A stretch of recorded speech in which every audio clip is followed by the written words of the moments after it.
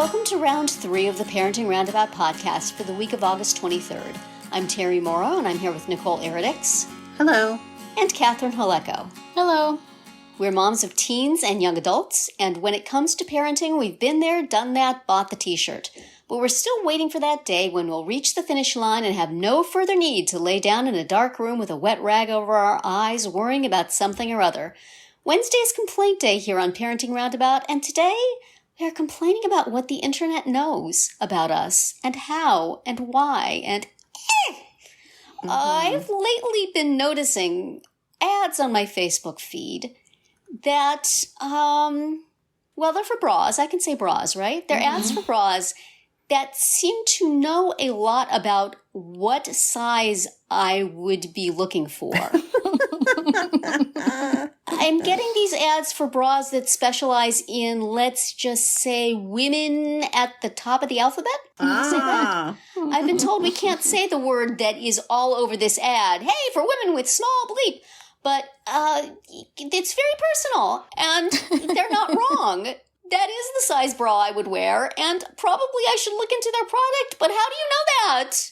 I'm not posting pictures of myself in a bikini showing off my credentials for the IBTC. I wear oversized t-shirts, so any clothes I've ordered would not indicate that I had shortages in certain particular areas. How do they know? How do they know, you guys?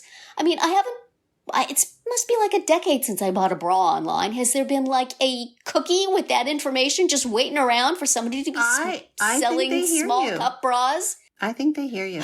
It's like, it's a little triggering, you know?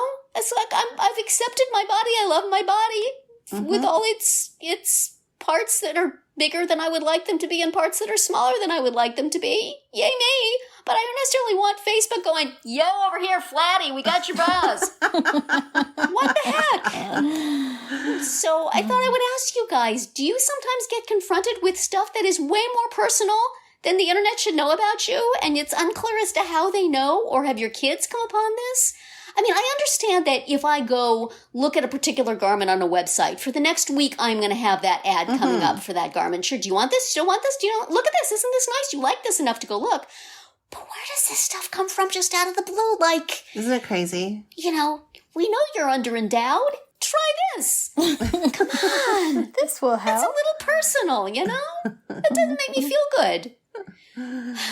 Yeah.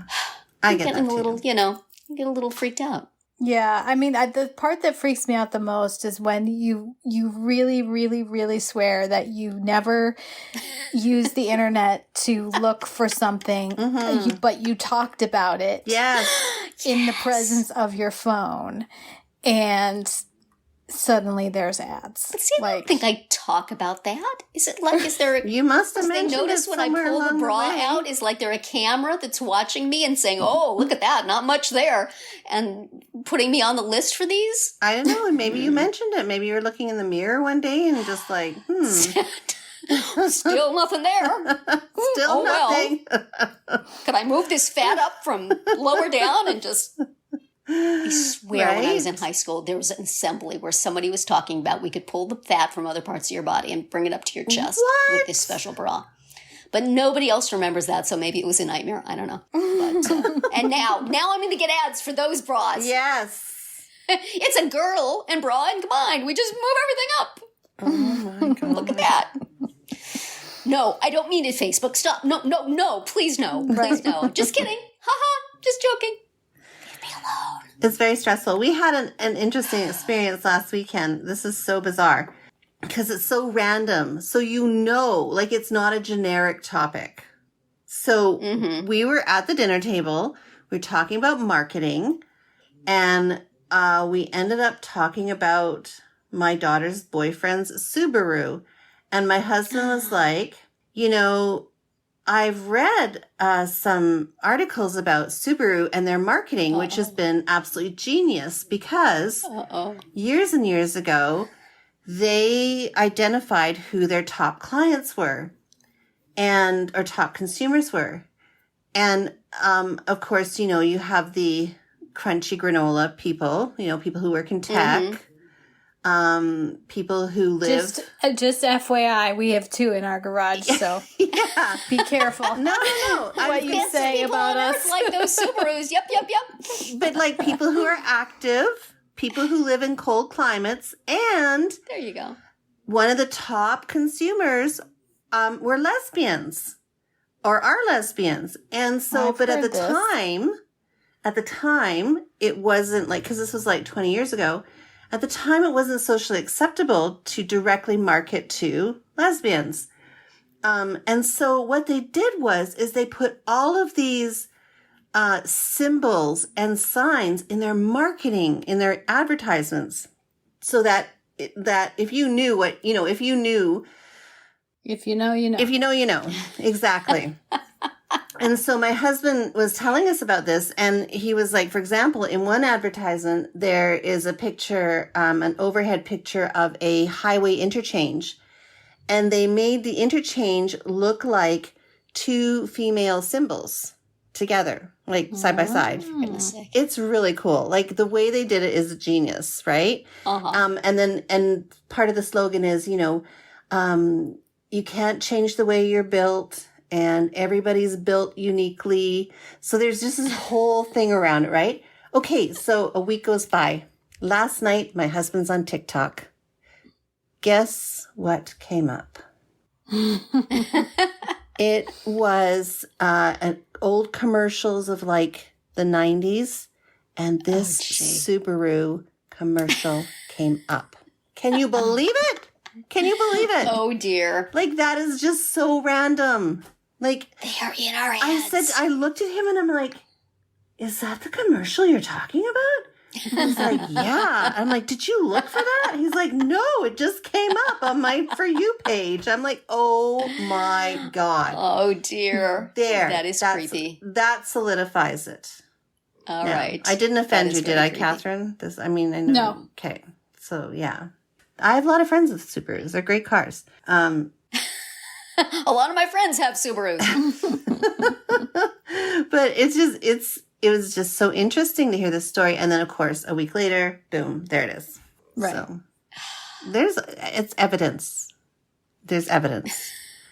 Somebody's there is. Well, and just like in our Facebook Messenger chat, Terry mentions Fancy Like, and Nicole's like, okay, well, here you're gonna get served that song. Yes. And sure enough, like over on Instagram, that's what I get. Like, Yes. Oh, my gosh. every single version of it. Right. Well, that's creepy, but yay for Walker Hayes. I'm very happy for him that somebody is marketing him in that way. But cut it out now. All right? Fancy like, yes. Fancy bras, no. And the thing is, like, when you share, like, internet with IP address with family members, Yes. like at Christmas time, I was getting tons of ads for the socks that have your pet's face on them. Oh. And it was because my husband bought some. Right. So, like, you could, when it's a gift-giving occasion, if you're paying dear. attention to your ads, be You like, could oh, this is find what I'm out. getting. Oh, no. Wow. Oh, that's bad. Yep. There should be a guard against that. Somebody should market something for that. Well, Spoiler go in, remover. right. Got to be shopping in an incognito window. Yeah, definitely. So should I worry that somebody in my house is shopping for bras for me or something? Yes, that's probably what's happening. Yeah. My daughter ain't looking for the tiny bras, and I hope my son isn't either. My husband doesn't do the internet. All right, everybody. Yeah. I'm Some got plenty of mystery. bras. No shopping for me, okay?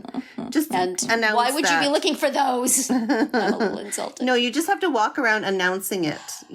Pick another topic to talk about, and You should start talking about like double D bras and see if those start popping up on my Facebook page. Wouldn't I bet they would. they would be disappointed in the lack of click through on those from me for sure, but still. I'm so tempted to actually look at the little cup bras, but I don't want to give them the satisfaction. It makes me wonder how we could pipe the words Parenting Roundabout Podcast into everybody's homes. How do we do that? Just get people to randomly mention those words and then suddenly our podcast would pop up in their thing. Exactly. We put this out as a challenge to all our listeners. You know, text everybody you know those words and then see what happens. Let's see what happens. Okay. A little social experiment, if you will. Completely disinterested from our point of view. Science, you know. It's all for science. Yes. Well, I think that's it for today's round 3. Tune in tomorrow when we'll obsess about assigned seats, and then on Friday to see what we've come up with for the Roundabout Roundup picks for the week. Find all our episodes at parentingroundabout.com and talk back in the comments there, on our Facebook page or on Twitter, where you'll find us at Roundabout Chat. And don't forget to mention Parenting Roundabout when your phone's around.